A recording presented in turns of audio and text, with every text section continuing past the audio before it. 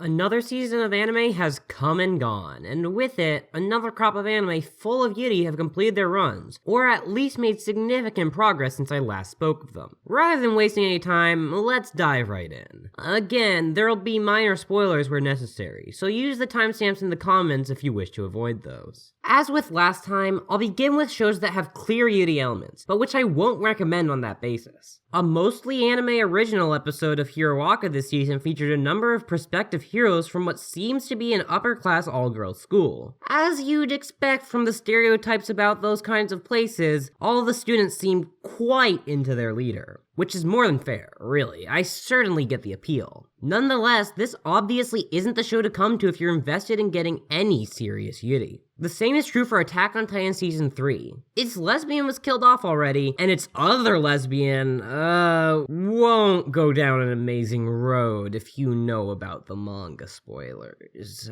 Seriously, don't expect Yuri out of mainstream shonen adaptations. It won't serve you well, no matter how great the ships are. Hanebado, unlike these two, is a lot lighter on gayness. There's certainly a bit between Connie and the leader of her school's team, but it ain't much. Which is definitely disappointing, since I came into the show being promised we'd get some Yuri. Well, it isn't the only false expectation I was given. It was more than enjoyable as an absurdly over-the-top melodrama at the very least. Happy Sugar Life sure is Yuri, and it sure is problematic. Look, this show is abysmal as a Yuri anime. Its key romance is a pedophilic age gap founded upon kidnapping. That's often framed as, maybe not right, but certainly not as bad as it should be given how transparently awful the situation is. Of course, the series in general fails at presenting abuse in a believable manner. Everyone affected by it has become broken to the point of having no coherent morals whatsoever, leading to absurdly funny but utterly unrealistic actions all around. What I'm trying to say is that it's fun as a horror anime, especially due to the honestly quite impressive directing, but utterly awful as Yuri. I can't really recommend it, but I enjoyed my time with it, just for the ridiculousness of it all. What left do I have to talk about? I guess Chio-chan. While the show clearly heads down a straight path in the manga. You get it? You see, it's a double entendre. You know, straight means the anime never goes all the way with that. So it's entirely palatable if you can handle a bit of het buildup. There is one explicit lesbian who's an absolute stereotype. Sex crazed to the point that she certainly gets close to assault at times, while learning from a man who outright assaulted girls. Yeah, it ain't great. Now, Chio and Manana have plenty of subtext in spite of Chio's explicit crush on a guy, so it's not all bad,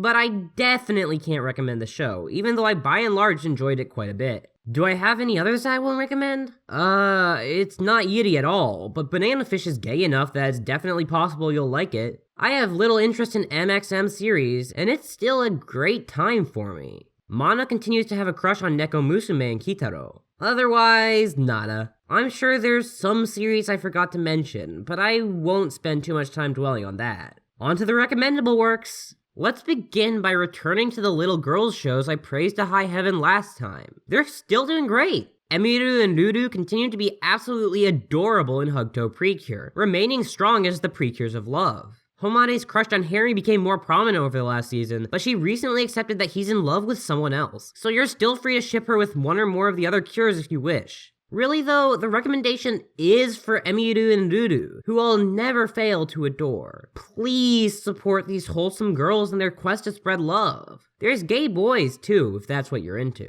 Kirato Pri-chan still has Sara, so it's still gay as all hell. This girl continues to flirt with every maiden she sees, from rivals to fans, while still clearly showing her love for Anna. It's great. As with last time, Mirai and Emo are legitimately just friends, but Sara is so powerful that she absolutely makes it worth it to recommend the whole show. Please, watch it for her, though the subbers literally haven't done any of this core, so hope you can understand some level of Japanese.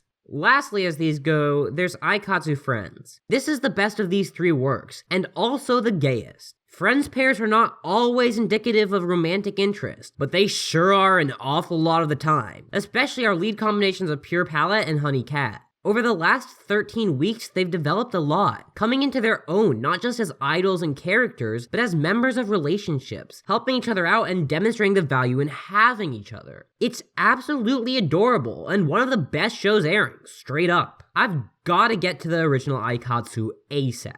Unlike Pri-chan, this one is subbed, so you won't have to do any studying to watch it. Harukana Receive is absolutely excellent as a Yuri anime.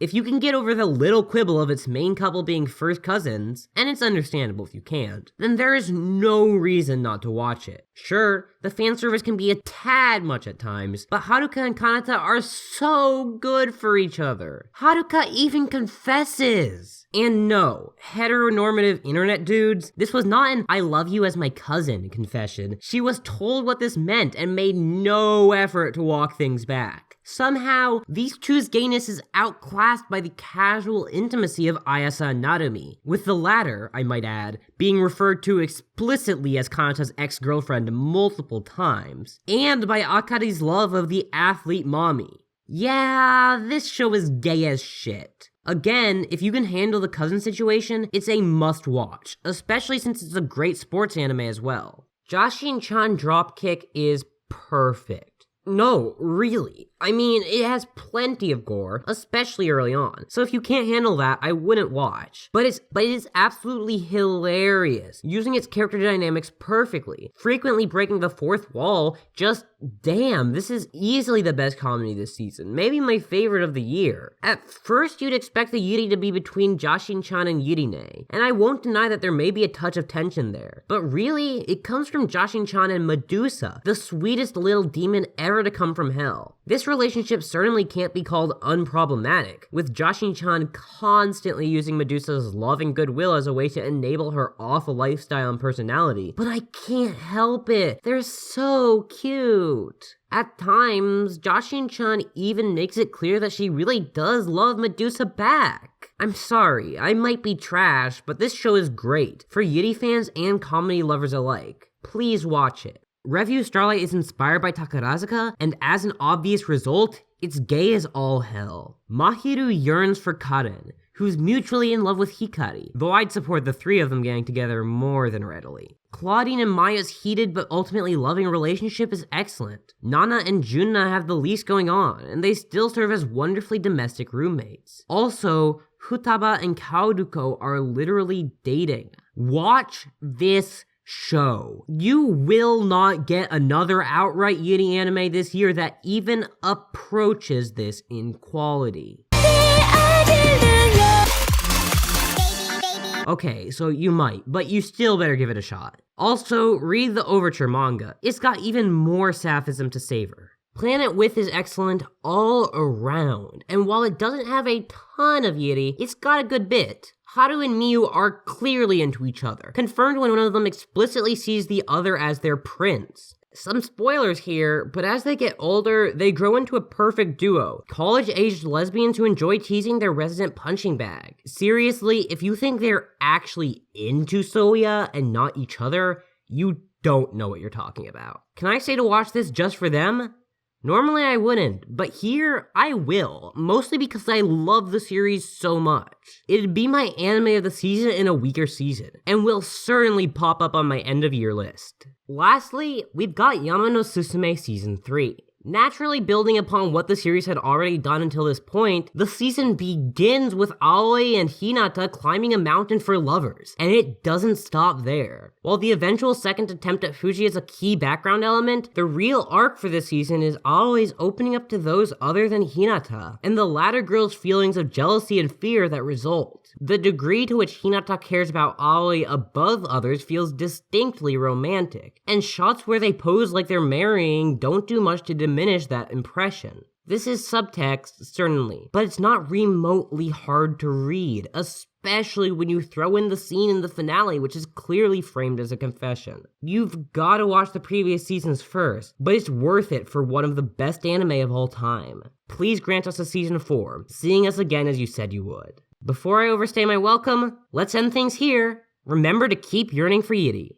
Hey, thanks for watching the video. This was a quick one because I have school now, and I'm also working on longer term projects. Anyways, thanks to my patrons, especially my $10 patrons, Alice, Mika Hearn, Vey, Annalisa Koenig, Petra, Jolene Munson, Rose, Kathleen Rao, Shadowfish, Pajama God, Adgista5, a huge pair of cats who are friends with anime characters, Blanc, and John Clark. Don't worry, you'll get some bigger videos this month, some higher effort stuff, but for now, not really. You can find where else I am in the description, and see ya!